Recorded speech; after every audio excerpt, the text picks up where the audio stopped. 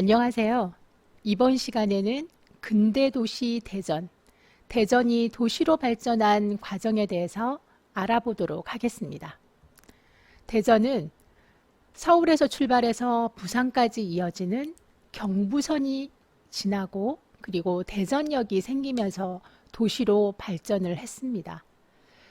철도를 만든 사람들은 일본인이었는데요. 일본은 우리의 자원을 빼앗아 가고 그리고 전쟁 준비를 하기 위해서 철도를 건설했습니다. 1914년도에는 대전에서 출발해서 목포까지 이어지는 호남선이 개통이 되었는데요. 작고 한적한 시골 마을이었던 대전은 물자와 사람이 만나는 모여드는 도시로 발전을 했습니다. 사람들이 많이 모여들면서 작은 역이었던 대전역은 새롭게 신축하게 되는데요. 사진에서 보는 모습은 6.25 전쟁 때 폭격으로 사라져 지금은 사진으로만 확인을 할 수가 있습니다. 대전 하면 생각나는 노래가 있으시죠? 바로 대전 브루스입니다. 1959년 최치수라는 사람이 대전역에서 이별하는 연인을 보고 가사를 지었고 곡을 붙여 노래로 만들었습니다. 당시에 아주 크게 유행을 했었고요. 그리고 영화의 주제곡으로도 활용이 되었습니다. 대전역 하면 또 생각나는 게 가락국수인데요. 78년도 서대전역으로 가는 철도선이 하나가 더 생기기 전에는 서울에서 출발한 기차는 대전역에서 기차의 방향을 바꾸어야만 했습니다. 방향을 바꿀 때 10여 분 정도의 시간이 소요가 됐는데요. 그때 사람들은 내려서 가락국수를 먹었습니다. 그리고 급행열차가 생기면서 급행열차를 먼저 보내기 위해서 완행열차는 대전역에서 정차를 했는데요. 그 시간 동안 또 사람들은 가락국수를 먹으며 대전역 하면 대표적으로 생각나는 음식이 가락국수가 되었습니다. 대전은 사람들과 물자가 모여들면서 도시로 발전을 했는데요. 반면에 우리의 전통 마을이 사라지기도 했습니다. 대전역 동쪽에는 송시열 선생이 중국의 소재호만큼 아름답다라고 해서 소재호라고 이름 붙여진 호수가 있었는데요. 풍광이 너무나 아름다워 송시열 선생은 이곳에 집과 별당을 지었습니다. 그리고 1920년도에는 대전을 소개하는 신문 기사에 대전의 명소로 소재호수가 소개되기도 했습니다. 대전에는 많은 사람들이 모여들면서 일본인들도 많이 와서 살게 되었는데요. 소재호 옆 솔랑산에는 일본인들이 자신들의 신을 모신 태신궁을 짓고 소재공원이라고 불렀습니다. 이후에 이 태신궁은 크게 더 확장을 해서 지금의 성모여고 자리로 자리를 옮기고 대전 신사라고 불렀습니다.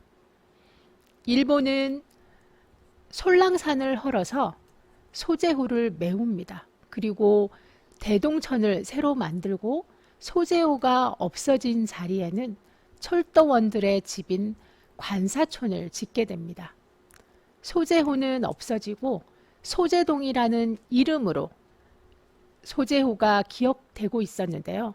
그나마 소재 관사촌도 지금은 사라져 관사촌도 함께 소재호의 기억도 사라지고 있습니다.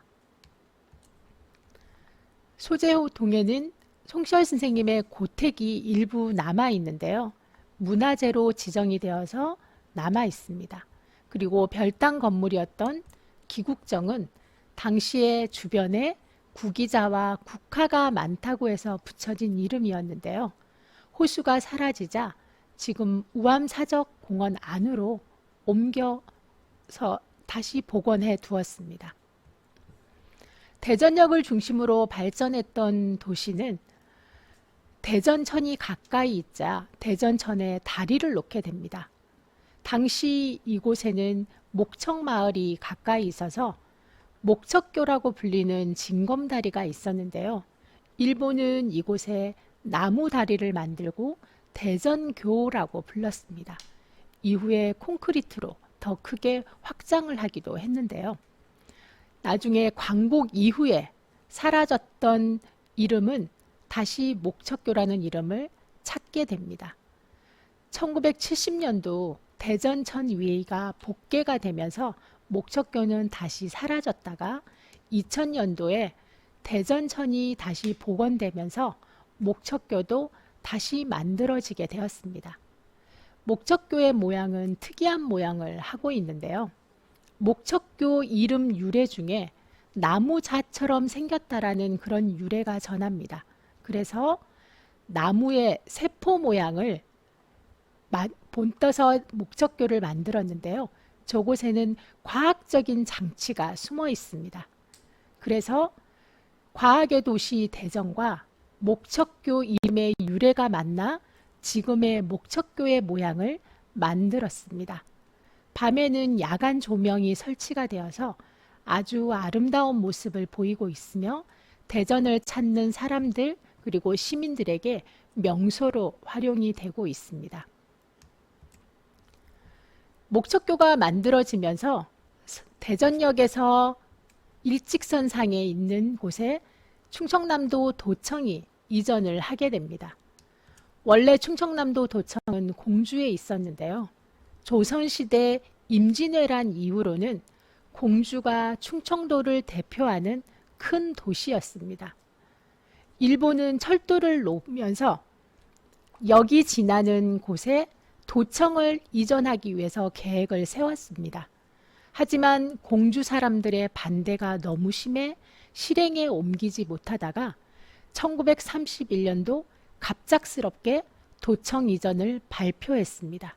그리고 공주 사람들에게는 보상으로 금강철교, 농림학교, 그리고 사범학교를 지어주게 됩니다. 1932년 10월에 드디어 충청남도 도청이 대전으로 이전하게 됩니다. 도청뿐 아니라 많은 시설들이 함께 이전을 하면서 인구도 늘어나게 되었습니다. 그래서 1935년에는 대전이 대전부, 지금 말하면 대전광역시 같은 큰 도시로 발전을 하게 되었습니다. 대전의 중심 거리를 살펴보면 본정통, 춘일정통, 영정통이라고 불리는 거리가 있었는데요. 본정통은 대전역 남쪽, 지금의 효동까지의 거리를 이루는 이름이고 그 본정통에는 중앙시장의 전신인 대전 어채시장이 있었고 최초의 백화점인 미나카이 백화점도 이 거리에 위치해 있었습니다. 충청남도 도청까지 이르는 길은 춘일정통이라고 불렀는데요. 지금의 중앙로를 말합니다. 본정통과 춘일정통은 당시에 가장 번화한 거리였습니다.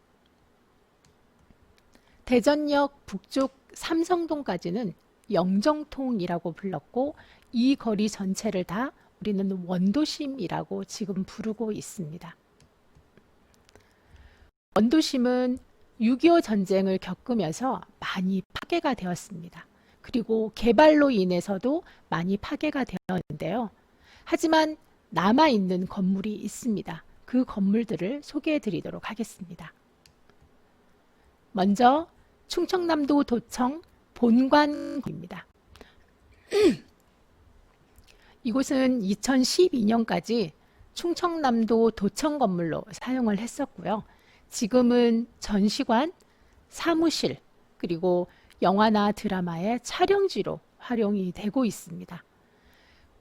외관의 모습이 공공건물의 모습을 잘 간직하고 있어서 경찰서, 법원 등으로 활용이 되고 있고요. 그리고 중앙현관의 모습은 아주 아름다운 모습을 하고 있어서 영화와 드라마의 촬영지로 활용이 되고 있습니다. 도청이 이전을 해오면서 도지사의 살림집도 만들어지게 되는데요. 지금은 전시관으로 활용을 하고 있습니다. 이곳은 6.25 전쟁 당시 이승만 대통령이 잠시 머물기도 했던 곳입니다. 도지사 관사 주변으로는 다른 공무원들이 머물렀던 관사가 9동이 지금도 남아 있는데요. 이곳은 현재 리모델링을 거쳐서 전시관과 문화공간으로 활용을 하고 있습니다. 이 관사초는 태미우레라는 이름을 시민들의 공모에 의해서 새롭게 얻게 되었는데요. 태미우레라는 이름은 마을 이름인 태미의 역사가 오래되었다라는 의미와 태미로 놀러오래라는 그런 두 가지 의미를 가지고 있습니다. 원동 지하차도 근처에 있는 동양척식 주식회사 건물입니다. 동양척식회사는 우리나라의 땅을 빼앗아 가는데 앞장섰던 회사이고요. 당시에 전국 9곳에 지점이 있었습니다. 현재 남아있는 것은 부산과 목포, 대전 세 곳이 남아있는데요. 부산과 목포는 현재 전시관으로 활용이 되고 있고 대전은 개인이 소유를 하고 있습니다. 대전역 앞에 있는 조선 식산은행 건물입니다. 이곳은 우리나라의 자본을 빼앗아가는 그런 역할을 했던 곳이고요. 현재는 안병원 건물로 사용을 하고 있습니다. 삼성초등학교 옛날 교실 건물인데요. 이곳은 한박교육박물관으로 활용을 하면서 일제강점기 때 교육과 관련된 많은 자료들을 전시하는 곳으로 활용을 하고 있습니다. 대전여중 강당 건물인데요. 당시 일본인들의 여학교 역할을 했던 학교인데 지금은 강당만 남아서 대전 갤러리라는 전시관으로 활용을 하고 있습니다. 이곳은 일명 뾰족집이라고 불리는 집으로 대전에서 가장 오래된 근대 건물입니다. 원래 이 건물이 있었던 자리는 아파트가 들어서면서 잠시 철거를 했다가 대전 남부교회 근처로 이전을 해서 복원해 놓은 상태입니다. 이곳은 재개발 사무실로 현재 활용을 하고 있습니다. 대전이 큰 도시로 발전을 했지만 이곳에 살고 있는 조선인들은 행복하거나 도시의 좋은 점들을 느끼며 살지는 못했습니다. 그래서 3.1 만세운동이 일어나자 많은 사람들이 일어나서 만세운동에 동참했습니다. 대표적인 장소가 인동장터인데요. 인동장터 만세운동이 일어났던 곳에는 만세운동을 기념하기 위해서 기념비가 세워져 있고요. 3월 16일에는 만세운동 재현행사를 하고 있습니다.